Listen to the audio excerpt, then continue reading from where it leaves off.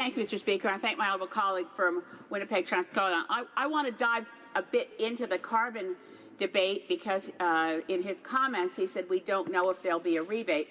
The way the backstop has been designed by the federal government, and I actually think the architecture of this is quite good, and I think it puts a lie to the constant claims by the Liberals that they needed to give Rachel Notley a pipeline or they could never get a carbon price, because they've actually designed this Bill C-74 so that there will be a carbon price across the country if provinces don't set up their own plan.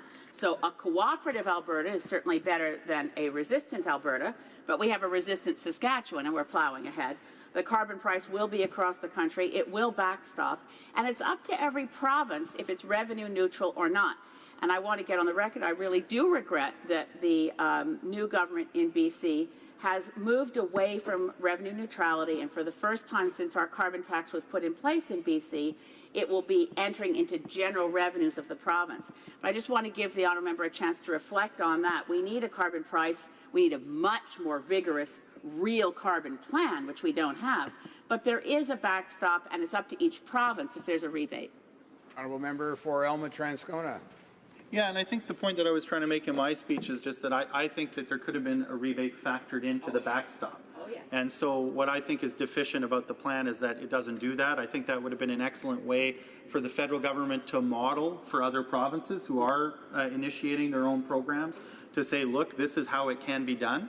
And for those provinces who don't bring in their own regime, that would mean that low-income Canadians in those provinces would benefit from a rebate program. So that's the real missed opportunity that I see in the carbon pricing model. And of course, the kind of secondary point that I was trying to make was that if we had been successful in being able to separate that out into a separate piece of legislation, then we might have had the time to debate that point more fulsomely instead of trying to lump it in with all of the other initiatives that are included in the Budget Implementation Act, and unfortunately not in the budget, because there's actually a lot of things that were in the budget that we should be moving ahead on that aren't in this bill. And whether they're in this bill or whether the government, if the government wants to introduce separate bills for those things, I actually think that would probably be the more appropriate way of going on about it. But if they're committed to the view, and they seem to be, that one act will implement the budget, then surely to goodness they could have put some of the better things from the budget in the act instead of leaving them out.